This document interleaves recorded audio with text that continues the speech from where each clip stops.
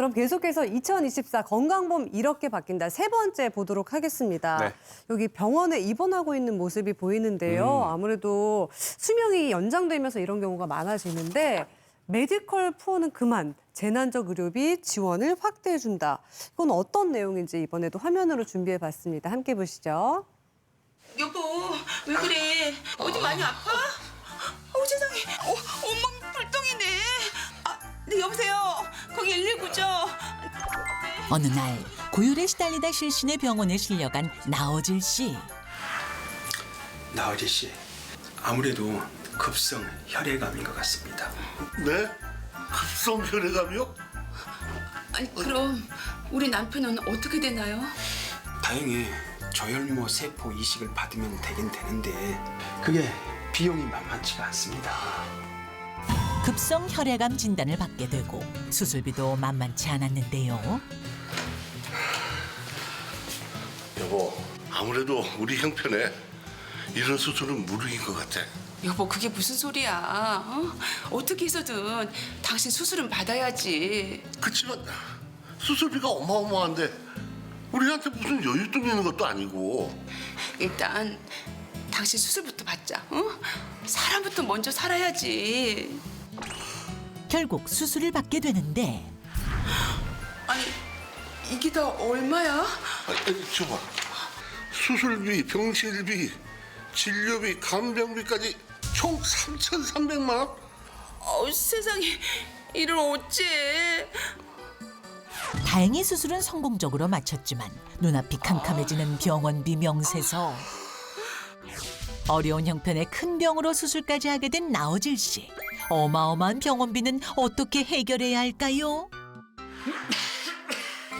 얼마 전부터 시작된 기침과 쇠약해진 몸 상태 때문에 고민이 많은 김진수 씨.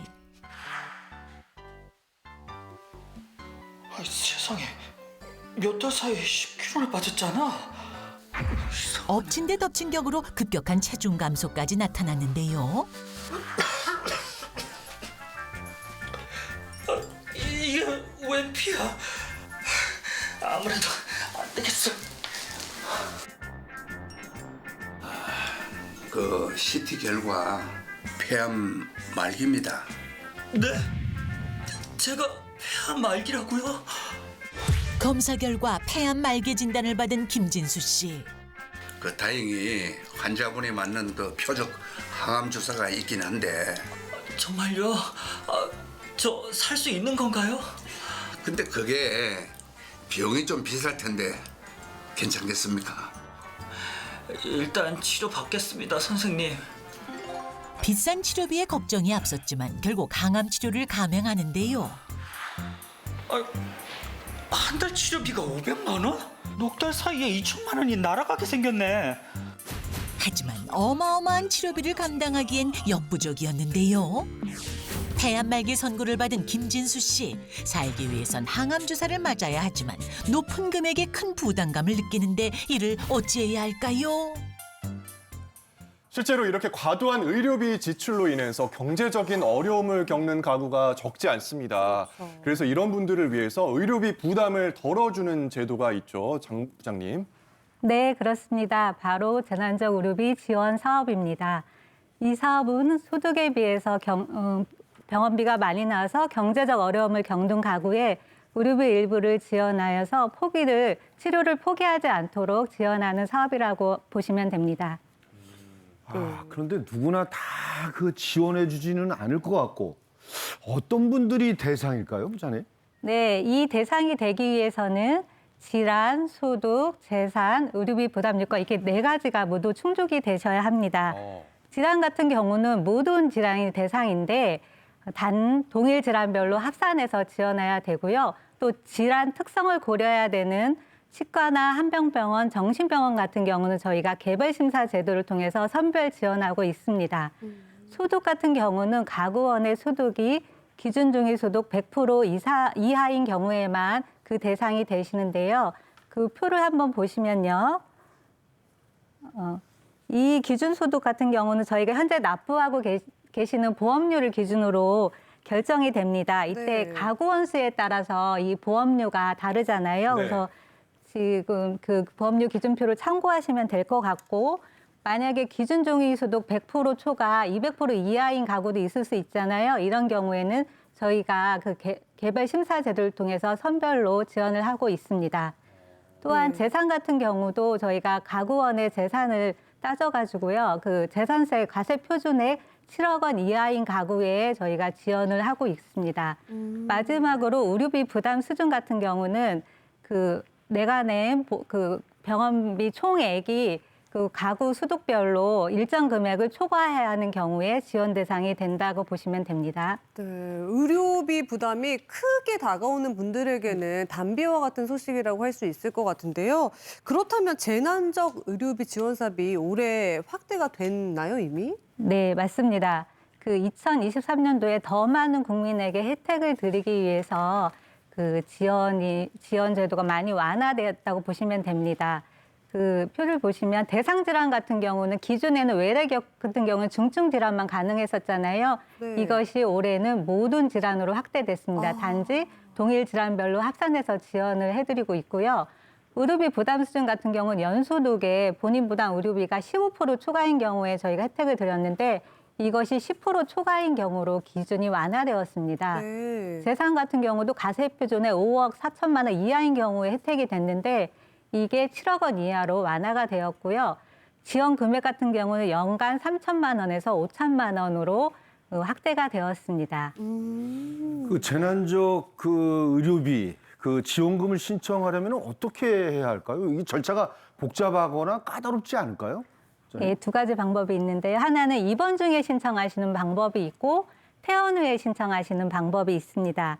그 입원 중에 신청하시는 경우에는 그러니까 실손보험이나 아니면 아까 제가 설명드린 개별심사 대상은 제외되시고 나머지 같은 경우에는 그 퇴원하기 7일 이전에 저희 구비서류를 준비하셔서 저희 건강보험 지사와 상담하시면 되고요. 퇴원 후인 경우에는 퇴원일 또는 최종 진료일부터 180일 이내에 구비서를 준비해서 건강보험 지사를 방문하셔서 상담하시면 됩니다. 그 자세한 구비서류는 공단 홈페이지를 참고하시면 좋을 것 같습니다. 네. 그런데 여기서 궁금증이 생깁니다. 요즘에는 실손보험 드시는 분들이 많이 계신데 그렇죠. 그렇다면 이 재난적 의료비 혜택과 실손보험 혜택을 동시에 받을 수 있는지도 물어보는 분들이 많이 계실 것 같거든요. 그쵸. 어떻게 보시나요? 결론적으로 말씀드리면 실손보험과 동시에 혜택을 받으실 수는 없습니다. 왜냐하면 재난적 의료비 같은 경우는 최후의 의료안전망을 위한 제도입니다. 따라서 실손보험에서 지원금을 받으시거나 아니면 타법에 의해서 국가나 그 지방자치단체에서 지원금을 받거나 받으실 수 있는 경우는 네. 그 금액을 제외하고 저희가 지원을 해드리고 있습니다. 따라서 재난적 의료비를 신청하시기 이전에 그 실손보험을 먼저 받으시거나 국가나 지자체에서 먼저 지원금을 받으신 후에 신청하시는 게 좋을 것 같습니다. 네, 그럼 재난적 의료비가 어디에 지원이 되고 또 비급여 같은 경우는 어떤지도 궁금하거든요, 부장님. 예, 저희가 이제 병원비 영수증을 보시면 건강보험 급여 혜택이 되는 부분과 혜택이 되지 않는 비급여를 또 나눌 수가 있는데 이 건강보험 급여 혜택 중에서 저희가 상한제에서 적용하는 항목을 제한 전액 본인 부담금, 선별급여, 65세 이상 임플란트, 추나요법, 2, 3인실 입원료 등이 재난적 의료비 지원 대상이 됩니다. 또한 비급여 중에서는 필수치료 비급여가 대상이고요. 그 미용 성형, 도수치료, 다빈치 로봇, 간병비, 요양병원 진료비 등 그 재난적 의료비 지원의 취지에 맞지 않는 부분은 저희가 제외하고 지원하고 있습니다. 그러면은 그 여러 가지 질병을 합산을 해서 받을 수는 없나요? 고령이신 분들은 이 병 저 병으로 고생을 좀 많이 하고 계시지 않습니까? 예, 맞습니다. 현재는 저희가 아까 설명드린 대로 동일 질환별로 합산해서 지원한다고 말씀을 드렸는데 이 부분이 내년도 1월부터는 모든 질환 합산 지원으로 바뀝니다. 그래서 연간 180일까지 지원이 확대되는데요. 단지 아까 설명드린 대로 그 지원 신청 기간이 퇴원 후나 아니면 최종 외래 진료일부터 180일 이내에 신청하셔야 지원을 받으실 수 있습니다. 네, 180일 이내라고 하니까요. 이 기간 잘 지켜서 신청해 주시길 바라겠습니다. 네. 지금 시각 10시 37분 지나고 있습니다. 티버스로 들어온 질문 하나하나 살펴봅니다. 치매 선별 검사인 뇌 MRI 검사를 어떤 때 건강보험 적용되고 어떤 경우에 안 되는지 궁금합니다라는 질문인데요. 박 교수님께서 설명해 주실까요? 네, 이 선별 검사 같은 경우에는 이제 주치의께서 상담을 하시고 진료를 보신 다음에 실제로 이 부분이 치매와 연관된다라고 보셨을 때는 판단하에 보험 적용이 되는 것으로 알고 있습니다. 그렇군요. 그러니까 본인이 걱정될 경우에는 적용이 안 되지만 주치의의 진료를 보고 난 이후엔 되는 거군요. 그러면 이어서 또 다른 팁업 질문 보도록 하겠습니다. 네, 본인 부담 상한제 환급금은 실손보험과 중복 보장이 되나요 하셨거든요. 이거 부장님께 여쭤볼게요. 네, 본인 부담 상한제 환급금은 실손보험 가입 여부와 상관없이 저희는 지급을 하고 있는데요. 다만 실손보험사가 2009년부터 그 실손보험 보상 대상에서 상한제 환급금을 제외하도록 그 약관을 변경하였습니다. 그래서 실손보험 가입하실 때 이 부분을 꼼꼼히 살펴보시는 것이 좋을 것 같습니다. 네, 잘 알겠습니다. 계속해서 팁업 질문 보겠습니다. 80대 아버님이 허리 디스크 판정을 받아서 수술이 필요합니다. 실손보험은 없고요. 기초수급자이신데 수술비 지원을 받을 수 있을까요? 라는 질문입니다. 비급여라는 이렇게 내용도 붙여주셨는데 부장님께서 답변 주실까요? 네, 기초수급자인 경우에는 실손보험이 없기 때문에 가입 여부를 저희가 따질 수 있는데 단지 그 비급여 아까 제가 말씀드린 필수 치료 비급여에 해당되면 그 혜택을 받으실 수 있습니다. 네, 그럼 이어서 또 다른 팁업 질문 보도록 하겠습니다. 네.